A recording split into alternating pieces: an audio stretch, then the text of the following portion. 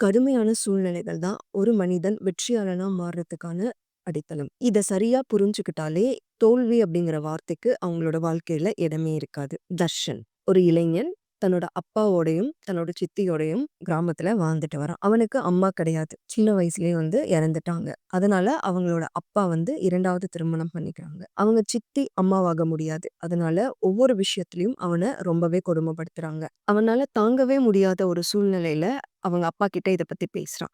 சித்தி நீங்க இருக்கும்போது ஒரு மாதிரி நடந்துக்கிறாங்க. நீங்க இல்லாதபோது ஒரு மாதிரி நடந்துக்கிறாங்க. எனக்கு ரொம்பவே அது கஷ்டமா இருக்கு. என்னால அத தாங்கிக்கவே முடியல அப்டின்ட்டு தன்னோட ஆற்றாமைய தன்னோட அப்பா கிட்ட சொல்லி புலம்புறாங்க.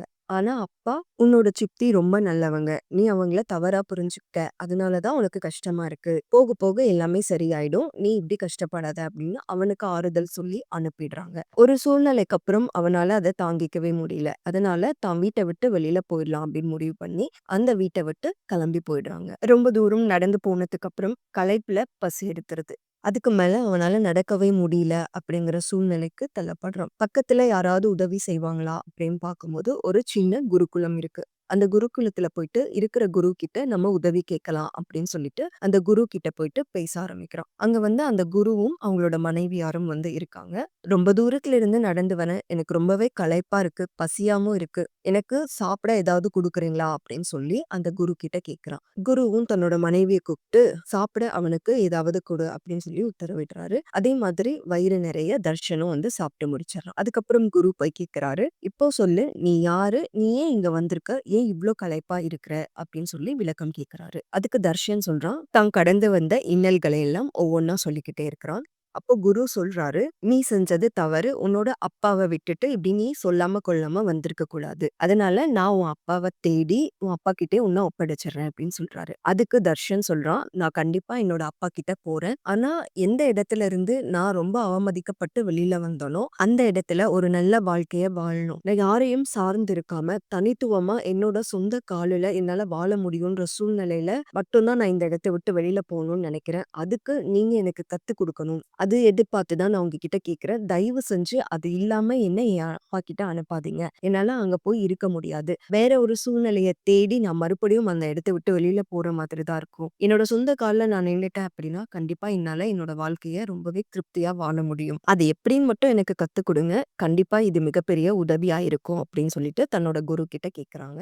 குருவும் சரின்னு சொல்றாரு. ஆனா அதுக்கு முன்னாடி சில நிபந்தனைகளுக்கு உட்பட்டு தான் நீ இங்க இருக்க முடியும். அதுக்கெல்லாம் நீ சரின்னு சொன்ன அப்படின்னா, கண்டிப்பா நான் உன்ன அனுமதிக்கிறேன் அப்படின்னு சொல்றாரு. அதுக்கு தர்ஷனும் கண்டிப்பா நான் அத பின்பற்றுவேன். நீங்க என்னன்னு மட்டும் சொல்லுங்க அப்படின்னு சொல்றாரு. சில நாட்களுக்கு சில சவால்கள் நான் உனக்கு குடுப்பேன். அத நீ சரியா செஞ்சா மட்டும் தான் இங்க நீ நிலையா இருக்க முடியும். அப்படி இல்லன்னா எந்த சவால்ல நீ தோத்து போறியோ, அதுக்கு அடுத்த நாள் நீ இங்க இருந்து கிளம்பிடணும். கண்டிப்பா அதுக்கப்புறம் நான் உனக்கு எதையும் சொல்லி தர மாட்டேன். ஒவ்வொரு சவால்களுமே உன் திறமைக்கு தகுந்த மாதிரி தான் இருக்கும். உன்னால செய்ய முடியும். அத உன்னால பின்பற்ற முடியும் அப்படின்னா, அடுத்தடுத்த சவால்கள் உனக்கு காத்துக்கிட்டு இருக்கும். அது எல்லாத்தையுமே நீ சரியா செஞ்சுட்ட அப்படின்னா, உன் கால்ல நீ தனித்துவமா நிக்கிறதுக்கான எல்லா தகுதியுமே உனக்கு வந்துரும். அன்னைக்கு நீ இந்த இடத்த விட்டு ரொம்பவே திருப்தியா போகலாம். இதுக்கெல்லாம் நீ சரின்னு சொன்ன அப்படின்னா, கண்டிப்பா நான் இத உனக்கு இங்க தங்குறதுக்கும், நீ கத்துக்கிறதுக்கும் அனுமதிக்கிறேன் அப்படின்னு சொல்றாரு. தர்ஷனம் கண்டிப்பா நான் செய்வேன் குருவே அப்படின்னு சொல்லிட்டு அந்த இடத்துல தங்கறதுக்கு அனுமதியும் வாங்கிடுறாரு. முதல்ல அவனுக்கு கொடுக்கப்படுற வேலை என்ன அப்படின்னா, மாடுகள் எல்லாமே சுத்தம் பண்ணி அதை பராமரிச்சு பால் கறந்து கொண்டு போய் ஊத்திட்டு வர்றதுதான். அதை ரொம்ப திருப்தியா செஞ்சு முடிச்சிடறான். குருவுக்கு ரொம்ப சந்தோஷமாயிடுது. அடுத்த சவால் அவனுக்கு கொடுக்கப்படுறது என்ன அப்படின்னா, கையில ஒரு கோடாலி கொடுத்து அந்த கோடாலியை எடுத்துட்டு போய் காட்டுல மரம் வெட்டி அந்த மரத்தை 2 பொற்காசுகளுக்கு நீ வித்துட்டு வரணும். இதுக்கு உனக்கு கொடுக்கப்பட்டிருக்க நேரம் இன்னைக்கு ஒரு நாள். நீ செஞ்சுட்ட அப்படின்னா இந்த சவால்ல நீ ஜெயிச்சிட்டேன்னு அர்த்தம் அப்படின்னு சொல்லி அவனை வழி அனுப்பி வைக்கிறாரு. தர்ஷனும் அந்த கோடாலி எடுத்துக்கிட்டு தைரியமா காட்டுக்கு போறாங்க. அவங்களுக்கு அந்த காட்டை பத்தியோ இல்ல அந்த மரம் வெட்டுறத பத்தியோ பெருசா எந்த அறிவும் கிடையாது. இருந்தாலும் பரவாயில்ல அப்படின்னு ஒரு தன்னம்பிக்கையோட அங்க போறாங்க. பச்சை பசேல்னு இருக்கிற மரங்களுக்கு நடுவுல ஒரே ஒரு மரம் காய்ந்து சாஞ்சிருக்கிறத பாக்குறான் தர்ஷன். இதுதான் சரியான மரம் அப்படின்ட்டு அதை ரொம்பவே கஷ்டப்பட்டு வெட்டி எடுத்துட்டு போய் கிராமத்துல விற்க ஆரம்பிக்கிறாங்க. அங்க ஒருத்தர் ஒரு பொற்காசுக்கு நீ இந்த மரங்கள் எல்லாமே என்கிட்ட குடுத்துட்டு போ அப்படின்னு சொல்லி கேட்கறாங்க.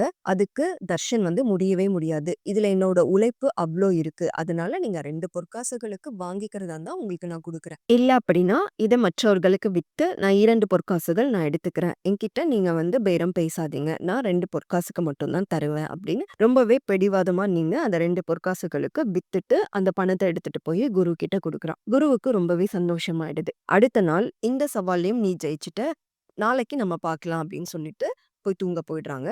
அடுத்த நாள் குரு தர்ஷனுக்கு வேற ஒரு சவால் குடுக்குறாங்க. அது என்ன அப்படின்னா, ஒரு மூங்கில் குச்ச கையில குடுத்துட்டு, இத வந்து நீ 100 பொற்காசுகளுக்கு வித்துட்டு வரணும் அப்படின்னு சொல்றாங்க. தர்ஷனுக்கு ரொம்பவே குழப்பமாயிடுது. வெறும் மூங்கில் குச்சி யாரு 100 பொற்காசுகளுக்கு வாங்க போறா? ஏன் இவர் வந்து இந்த வெறும் மூங்கில் குச்சி கிட்ட குடுத்துட்டு, இவ்ளோ பெரிய சவால் என்கிட்ட குடுத்திருக்காரு அப்படின்னு ரொம்பவே யோசிக்கிறான். அவனுக்கு எந்த சிந்தனையுமே வரல. அவங்க மனைவியார் கிட்ட போய் பேசுறான். குரு வந்து இப்படி ஒரு சவால எனக்கு குடுத்திருக்காரு. இத நான் எப்படி முடிக்க போறேன்னே எனக்கு தெரியல. இதுக்கு அவர் குடுத்திருக்கிற நேரம் 2 நாள் மட்டும் தான். எனக்கு ரொம்பவே பயமா இருக்கு அப்படின்னு சொல்லி அவங்க மனைவியார் கிட்ட பேசுறான். அவங்களும் கண்டிப்பா அவர் குடுக்குற ஒவ்வொரு சவால்லயும் ஒவ்வொரு அர்த்தம் இருக்கும். இது கண்டிப்பா உன்னோட திறமைய வெளிக்கொண்டு வரும். நீ நல்லா சிந்தனை செஞ்சு கண்டிப்பா இந்த சவால உன்னால முடிக்க முடியும்னு நம்பி நீ செய் அப்படின்னு சொல்லி வழி அனுப்பி வைக்கிறாங்க.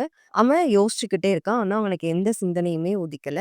அன்னைக்கு இரவு அந்த எண்ணத்தோடவே தூங்க போறான். அப்போ அவனுக்கு திடீர்னு ஒரு எண்ணம் தோன்றுது. அது என்ன அப்படின்னா, ஒரு முழு மூங்கில் குச்சா தான் இத வந்து நம்ம வித்தோம் அப்படின்னா, நம்மளால காசு பார்க்க முடியாது. ஆனா இத வேற ஒரு பொருளா செஞ்சு வித்தோம் அப்படின்னா, கண்டிப்பா நம்ம எதிர்பார்க்கிற பணம் நமக்கு கிடைக்கும். அது என்ன செய்யலாம் அப்படின்னு யோசிச்சுட்டு இருக்கும்போது தான் அவனுக்கு உதிச்ச விஷயம் மூங்கில் புல்லாங்குழல். உடனே வேகமா ஓடி போய் ரொம்பவே பொறுமையாவும், அழகாவும் ஒரு புல்லாங்குழல் செஞ்சு எடுத்துட்டு போய் சந்தையில வித்துட்டு வரான். அதுல 100 பொற்காசுகள் அவனுக்கு கிடைக்குது. ரொம்பவே சந்தோஷமா எடுத்துட்டு வந்து குரு கிட்ட இன்னைக்கான சவால நான் முடிச்சுட்டேன் அப்படின்னு சொல்லி குடுத்துட்டு போறான். அடுத்த நாள் குரு தர்ஷன கூப்பிட்டு மறுபடியும் ஒரு சவால் குடுக்குறாரு. அது என்ன அப்படின்னா, ஒரு மரத்துண்ட கையில குடுத்து, இத நீ வந்து 500 பொற்காசுகளா மாத்தி கொண்டு வரணும். இதுக்கு நீ 3 நாள் எடுத்துக்கலாம் அப்படின்னு சொல்லி அந்த சவாலையும் குடுத்து அனுப்புறாரு. தர்ஷனும் யோசிக்க ஆரம்பிக்கிறான். இந்த மரத்துண்ட வச்சு நம்மளால என்ன செய்ய முடியும் அப்படின்னு சொல்லி யோசிச்சுக்கிட்டே இருக்கிறான். அப்போ அவனுக்கு ஒரு சிந்தனை வருது. அது என்ன அப்படின்னா, நம்ம இந்த மரத்துண்ட வச்சு ஏன் ஒரு மரபொம்மை செஞ்சு அத சந்தைக்கு எடுத்துட்டு போய் விக்கக்கூடாதுன்ட்டு. ரொம்பவே பொறுமையா, கலைநயத்தோட ரொம்ப அழகா ஒரு சிற்பத்த வந்து வடிவமைக்கிறான். அதே மாதிரி எடுத்துட்டு போய் அவன் சந்தையில விக்கும்போது 500 பொற்காசுகள் கிடைச்சிருது. அதையும் எடுத்துட்டு வந்து தன்னோட குரு கிட்ட குடுத்துட்டு, நான் இன்னைக்கான சவால நான் முடிச்சுட்டேன் அப்படின்னு சொல்லி அந்த சவாலையும் முடிச்சுட்டு தன்னோட குரு கிட்ட குடுத்துட்டு கிளம்பிடுறான். அடுத்த நாள் காலையில குரு தர்ஷன கூப்பிட்டு, கடைசியா நான் உனக்கு ஒரு சவால் குடுக்க போறேன். இந்த சவால்ல நீ வெற்றி அடைஞ்சுட்ட அப்படின்னா, கண்டிப்பா தனிச்சு நின்னு வாழக்கூடிய எல்லா தகுதியும் உனக்கு வந்துரும். நீ கண்டிப்பா உன்னோட அப்பா கிட்ட போய் சேர்ந்து நீ தனிச்சு வாழ முடியும். அதனால நான் இன்னைக்கு குடுக்குற சவால்கள மட்டும் நீ வெற்றி அடைஞ்சுட்ட அப்படின்னா போதும் அப்படின்னு சொல்லி அவனுகிட்ட பேசி மறுபடியும் ஒரு மரத்துண்ட அவன் கையில குடுத்து, இத வச்சு நீ வந்து 1000 பொற்காசுகள் சம்பாதிச்சுட்டு வரணும். நீ மாத்திட்ட 1000 பொற்காசுகள் சம்பாதிச்சுட்ட அப்படின்னா கண்டிப்பா நீ ஒரு மிக சிறந்த வெற்றியாளனா மாறிடுவ அப்படின்னு சொல்லி அந்த மரத்துண்ட கையில குடுத்துட்டு அவரு கிளம்பி போயிடுறாரு. இந்த மரத்துண்டுல ஒரு பொம்மை செய்யும்போது நம்மளால 500 பொற்காசுகள் சம்பாதிக்க முடிஞ்சது. அதுவே இப்போ 1000 பொற்காசுகள் அப்படின்னு யோசிக்கும்போது நம்ம என்ன செய்யறதுன்னு தெரியல அப்படின்னு சொல்லிட்டு யோசிச்சுக்கிட்டே ரொம்ப தூரம் நடந்து போய்க்கிட்டே இருக்கான். எதிரில ஒரு காகிதம் இருக்கு. அதை எடுத்து பார்க்கும்போது ஒரு அழகான பெண்ணோட ஓவியம் அதுல இருக்கு. அதை பார்த்த உடனே ரொம்ப பிரமிச்சு போறான். இதை நாம ஒரு சிலையா வடிச்சா என்ன அப்படின்னு சொல்லிட்டு அந்த மரத்துண்டை வச்சு முயற்சி செய்யலாம் அப்படின்னு சொல்லிட்டு அந்த காகிதத்தை எடுத்துட்டு போய் ஒரு சிலையா வடிக்கிறான். ஒரு அழகான சிற்பமா அதை வடிச்சதுக்கு அப்புறம் அந்த மரபொம்மைய எடுத்துட்டு போய் சந்தையில விக்கும்போது ஒரு ராஜா அத வந்து 2000 பொற்காசுகளுக்கு வந்து வாங்கிக்கிறாரு. இவனுக்கு ரொம்பவே சந்தோஷம். கடைசியா நமக்கு குரு குடுத்த இந்த சவாலையும் நாம வந்து ஜெயிச்சுட்டோம். நம்ம இத எடுத்துட்டு போய் குரு கிட்ட குடுக்கலாம் அப்படின்னு சொல்லி குரு கிட்ட குடுக்குறான். குருவும் ரொம்பவே திருப்தியோட, "இனிமேல் நீ வந்து இந்த தச்ச வேலைய செஞ்சு நெறைய சம்பாதிக்கலாம். உன்னோட சொந்த கால்லயும் நீ நிக்கலாம்." அப்படின்னு சொல்லி அவன வழி அனுப்பி வைக்கிறாரு. அவனும் ரொம்ப சந்தோஷமா தன்னோட அப்பா கிட்ட போயி நடந்தது எல்லாமே சொல்லி, "நானும் இனிமேல் உங்களுக்கு உதவி செய்றேன்ப்பா. நம்ம சேர்ந்து வளருவோம்." அப்படின்னு சொல்லி அவங்க அப்பாவோட ரொம்ப சந்தோஷமா வாழ ஆரம்பிக்கிறாங்க. அவங்களோட சித்தியும், "நான் செஞ்சது தவறு தான். இனிமேல் நான் இந்த மாதிரி செய்ய மாட்டேன்." அப்படின்னு சொல்லிட்டு தர்ஷன் கிட்ட மன்னிப்பு கேட்டுட்டு எல்லாரும் சேர்ந்து ரொம்ப சந்தோஷமா வாழ ஆரம்பிக்கிறாங்க. ஒவ்வொரு கடுமையான சூழ்நிலைகளும் நம்மள சிற்பமா செதுக்க வந்த ஒரு உளி அப்படிங்கிறத புரிஞ்சுக்கிட்டாலே, வாழ்க்கையில எவ்ளோ பெரிய இன்னல்கள் வந்தாலும், அதையெல்லாம் நம்ம ரொம்ப எளிமையா கடந்து வர முடியும். இனி வரும் காலங்கள்ல எவ்ளோ இன்னல்கள் வந்தாலும், நம்பிக்கையோட நம்பளால முடியும் அப்படின்னு எதிர்கொண்டாலே போதும். அத நம்மளால சரியா செஞ்சு முடிக்க முடியும்.